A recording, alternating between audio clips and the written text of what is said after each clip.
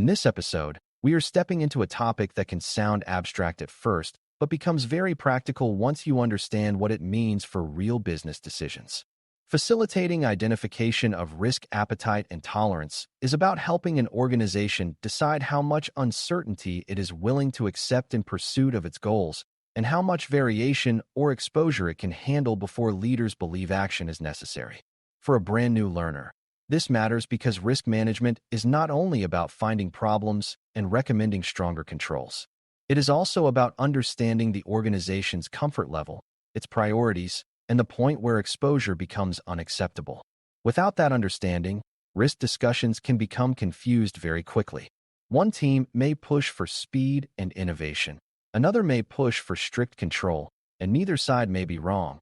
But the organization still needs a shared way to decide what level of risk fits its strategy and what level goes too far. Before we continue, a quick note. This audio course is a companion to our course companion books.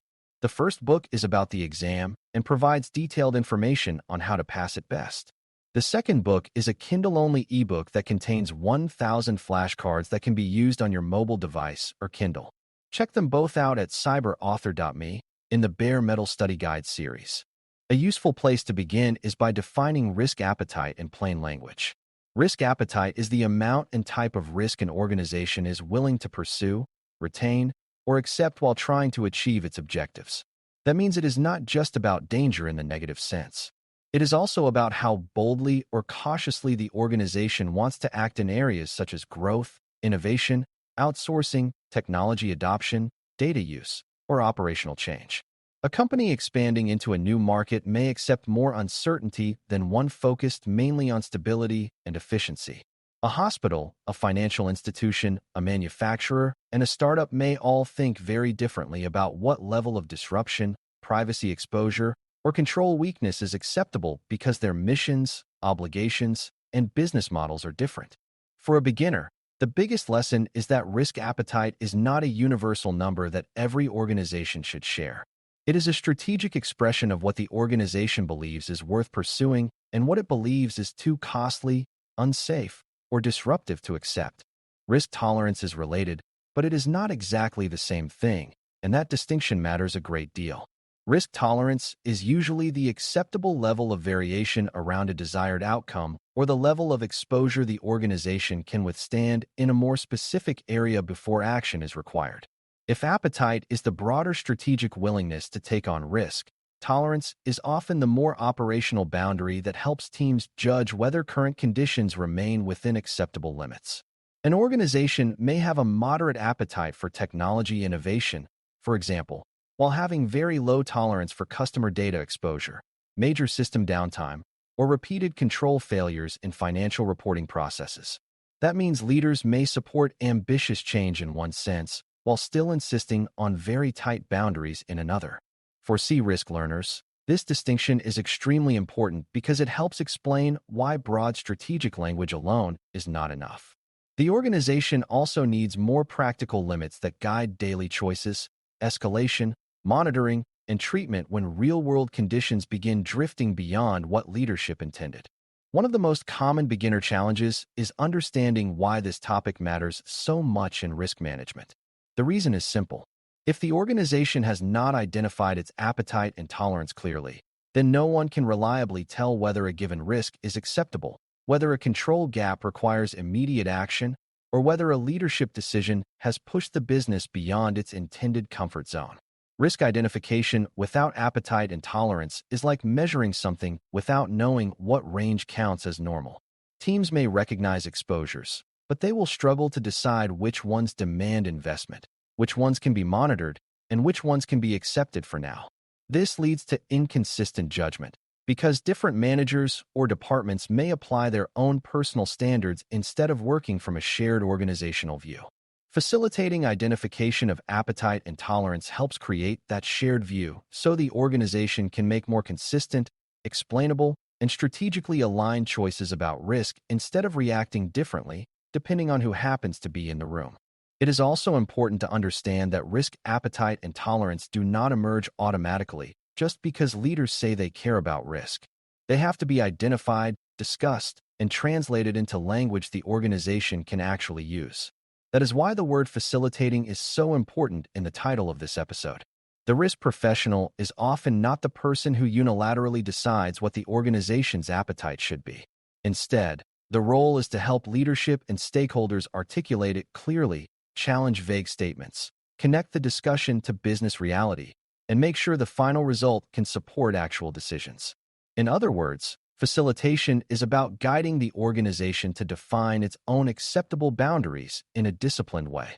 A beginner should see this as part communication skill, part governance skill, and part analytical skill. The risk professional helps turn instinct, preference, and strategic ambition into a shared understanding that can be documented, discussed, and applied across the enterprise. A strong appetite and tolerance discussion always begins with business context, because these concepts only make sense in relation to what the organization is trying to accomplish. Risk exists in connection with objectives, not in isolation from them. If leadership wants aggressive growth, rapid digital transformation, or major market expansion, the organization may accept more uncertainty in some areas than it would under a stability-focused strategy. On the other hand, if the organization operates in a highly regulated environment, protects sensitive personal data, or provides services where availability is essential, then leadership may set very low tolerance for certain types of failure even while remaining ambitious elsewhere. This is why facilitation should start with questions about mission, strategy, legal obligations, customer commitments, critical services, and reputational concerns. Without that context, appetite discussions can become too generic to help anyone. With it, the organization can begin identifying where it is prepared to move boldly, where it must remain cautious, and where the cost of getting risk wrong would be too high to justify much flexibility at all. Another important idea is that appetite and tolerance are rarely the same across every category of risk. Organizations often have different comfort levels depending on whether the issue involves privacy, operational resilience, third-party dependence, regulatory compliance, information technology, IT, innovation, financial performance, or customer trust. A business may be comfortable accepting more uncertainty in experimental digital products while showing almost no tolerance for payroll failure, unsafe operational conditions, or mishandling of regulated data. This is one reason vague statements about the organization being either conservative or aggressive are usually not sufficient. Real organizations are often cautious in some areas and flexible in others, and mature risk work helps make those differences visible. For a new learner, this is a major point to remember. Appetite and tolerance are not useful when treated as one giant organizational personality trait. They become useful when they reflect the reality that different objectives, processes, and exposure types deserve different levels of flexibility and different thresholds for management action. Facilitating this process means engaging the right stakeholders, because no single person holds the full picture. Senior leaders help set direction and define how much uncertainty they are willing to accept in pursuit of strategic goals.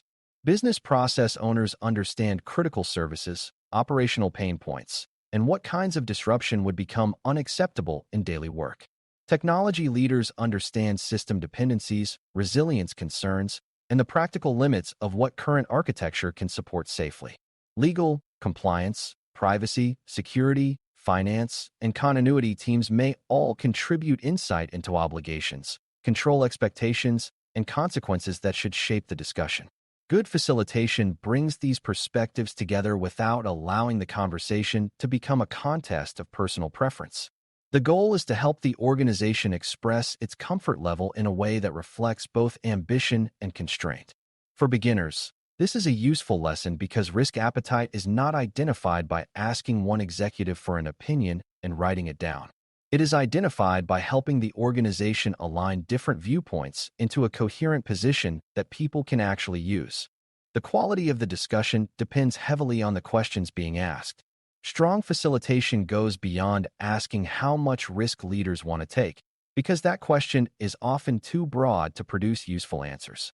Better questions ask what outcomes are most important to protect, what kinds of loss or disruption would be hardest to absorb, what trade-offs leadership is willing to make for speed or growth, what kinds of incidents would require immediate escalation, and where performance can vary slightly without serious concern. Questions like these move the conversation away from slogans and toward practical boundaries. They also help reveal differences between what leaders say in principle and what they actually expect in operation. An executive may say the organization supports innovation, for example, but may also reveal very low tolerance for service instability, regulatory uncertainty, or uncontrolled third-party risk. That is not a contradiction. It is a more complete expression of appetite and tolerance, and a good facilitator helps surface that complexity instead of forcing everything into overly simple labels. Appetite and tolerance can be expressed in both qualitative and quantitative ways, and most organizations benefit from some combination of the two. Qualitative language may describe the organization as willing to accept limited operational disruption in non-critical systems, but unwilling to accept material breaches of customer trust, major privacy failures, or extended outage of essential services. Quantitative expression may go further by defining thresholds such as maximum downtime, acceptable loss ranges, incident frequencies, financial exposure levels, or performance deviation limits tied to specific activities. The point is not to create artificial precision for its own sake. The point is to make expectations clearer. For a beginner, this is worth understanding carefully because numbers can help, but only when they reflect real business meaning. If thresholds are chosen casually, they may look impressive while offering little guidance. Strong facilitation helps ensure that whether the organization uses narrative language, measurable limits, or both, the final expression is grounded in business reality and useful enough to influence actual choices rather than remaining a decorative governance statement. Once appetite and tolerance are identified, they need to be connected to decision-making or they will not matter much in practice. These concepts should shape how risks are prioritized, which treatment plans receive funding, which exceptions can be approved, how projects are reviewed, when escalation is required, and how leadership decides whether a control weakness can be monitored temporarily or demands immediate action. In other words, appetite and tolerance should influence behavior. A risk that falls within appetite may still deserve attention, but it may not require urgent investment if it remains within acceptable boundaries. A risk that exceeds tolerance, however, usually signals that leadership intervention, stronger control, or faster treatment is needed. This is what makes the topic so important to see risk. The framework is not asking whether organizations can produce polished definitions. It is asking whether those definitions help leaders make better judgments. For a new learner, the key insight is that appetite and tolerance are decision tools. Their value is proven not when they are written, but when they are used to guide action under real conditions. Monitoring is also essential because appetite and tolerance are only useful if the organization can tell when it is operating inside them or drifting outside them. That means leaders need meaningful information about risk conditions, control performance, incident patterns, operational stability, vendor issues, and other signals that show whether exposure remains acceptable. A documented tolerance is not very helpful if no one measures performance against it or reviews whether reality still matches leadership expectations. This does not always require complicated dashboards, but it does require visibility. If the organization says it has low tolerance for prolonged system outage, for example, then it should know how often critical services are interrupted, how long recovery takes, and whether those events are becoming more frequent. A good facilitator helps the organization think about what evidence is needed to make appetite and tolerance operational. That is another important beginner lesson. These concepts are not just philosophical. They should influence reporting, governance review, escalation triggers, and the everyday management information leaders depend on when judging whether risk remains where they intended it to be. It is equally important to understand that appetite and tolerance are not fixed forever. They can change when strategy changes, when the business expands, when regulations tighten, when the threat environment becomes more severe, or when an incident reveals that leadership was more or less comfortable with certain exposure than previously believed. An organization that once accepted substantial uncertainty in technology change may become more cautious after a major service disruption. Another may decide to accept more controlled experimentation after realizing that excessive caution is slowing strategic progress. This is why facilitation should not be treated as a one-time exercise completed and forgotten.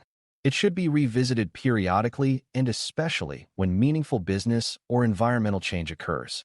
For C-risk learners, this matters because governance is not static. Good risk management keeps asking whether the organization's stated comfort level still fits its operating reality and whether the boundaries leaders set still reflect what they are actually willing and able to absorb. Several common mistakes can make this work weaker than it should be. One mistake is setting appetite statements so broad and vague that they sound responsible but offer no guidance in real decisions. Another is confusing appetite with optimism and writing aspirational language that ignores actual control weakness, operational limits, or regulatory obligations. Some organizations make the opposite mistake and set tolerance so rigidly that managers feel forced to hide normal variation rather than escalate it honestly. There is also a tendency to let one dominant function define the organization's comfort level without enough business input, which can produce boundaries that are technically neat but strategically unrealistic. Another common problem is treating appetite as a document for senior leadership only, without translating it into terms process owners and operational teams can understand. These mistakes matter because poorly facilitated appetite and tolerance can create either false confidence or constant confusion. Strong facilitation aims for clarity, realism, alignment, and usability rather than elegant language that nobody can apply when a real decision has to be made. A simple example helps bring all of this together. Imagine an organization is expanding digital services and wants faster customer onboarding through increased automation and greater use of external platforms. Leadership may have a healthy appetite for innovation and speed because those support strategic growth. At the same time, the organization may have very low tolerance for mishandling customer identity data, extended downtime in the onboarding process, or third-party control weakness that creates regulatory exposure. A risk professional facilitating this discussion would help stakeholders separate those ideas clearly. The result might be a position that supports ambitious technology adoption while setting firm boundaries around privacy, resilience, and vendor oversight. That kind of outcome is exactly the point. Appetite does not mean saying yes to everything, and tolerance does not mean saying no to change. Together, they help the organization define how it wants to move forward and what conditions would signal that its risk level is no longer acceptable. When you step back and look at the full picture, facilitating identification of risk appetite and tolerance becomes one of the clearest ways risk management connects strategy to daily decision-making. Risk appetite expresses the amount and type of uncertainty the organization is willing to accept in pursuit of its goals, while risk tolerance defines the more specific boundaries that show when conditions remain acceptable and when action is required. Good facilitation helps leadership and stakeholders articulate these ideas in business terms, align them with objectives and obligations, express them clearly enough to guide choices, and monitor whether actual operations remain within the intended range. For a new learner, the most important takeaway is that risk management is not only about reducing exposure wherever possible. It is about helping the organization decide what level of uncertainty fits its mission and where the line must be drawn. Once that line becomes visible, risk decisions become more consistent, more explainable, and much more useful to the business. Thanks for listening. For more audio courses, daily newsletters, and more, please visit baremetalcyber.com.